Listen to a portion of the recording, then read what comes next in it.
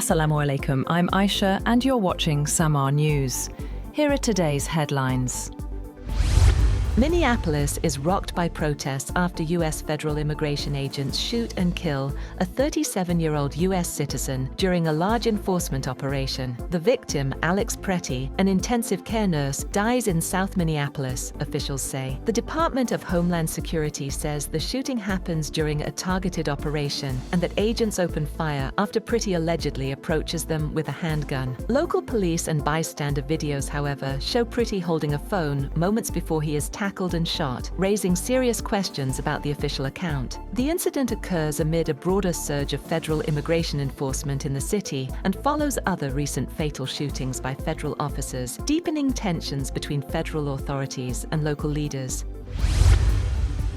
A major winter storm, combined with bitter Arctic cold, is descending on much of the United States, from the Rockies to the Atlantic coast. Snow has already fallen across parts of Texas, Oklahoma, and Kansas, with forecasters warning of heavy snow, sleet, and freezing rain spreading across the eastern two-thirds of the country over the weekend. Dangerously low temperatures are expected to disrupt travel and could trigger widespread power outages.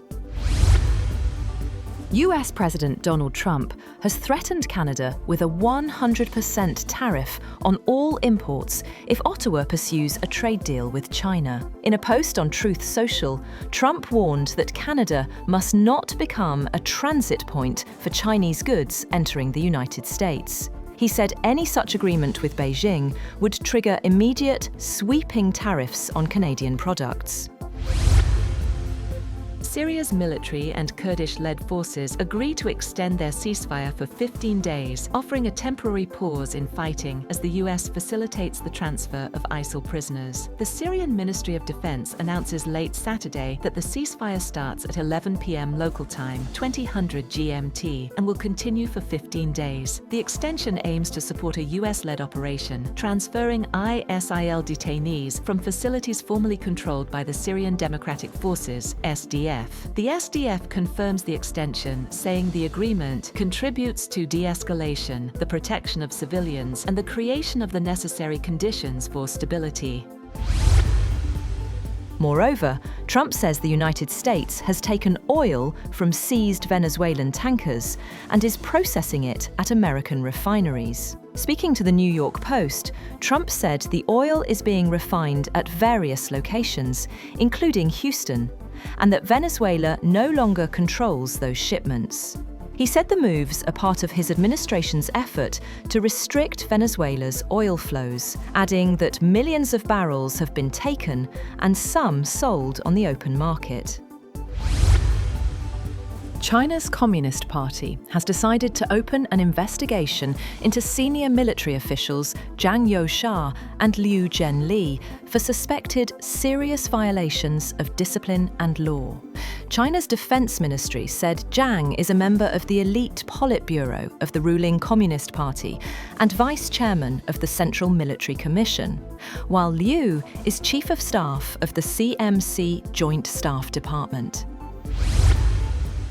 US-brokered peace talks between Ukraine and Russia have ended in Abu Dhabi without a deal, following overnight Russian airstrikes that left over 1 million Ukrainians without power in sub-zero winter conditions. Officials from both Moscow and Kyiv said no agreement was reached, but both sides remain open to future dialogue.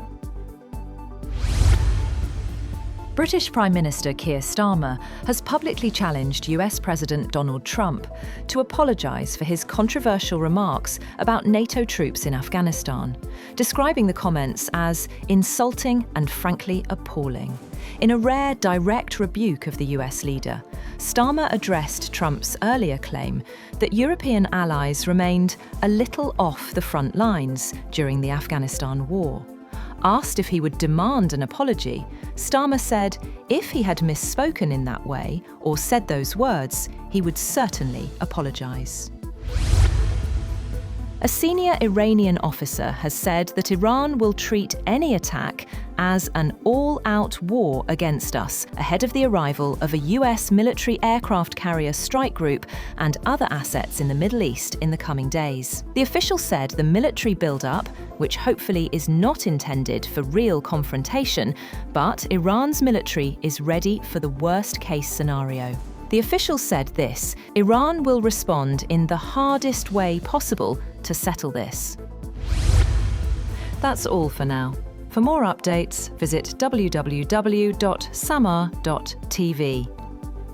Thank you for watching Samaa News.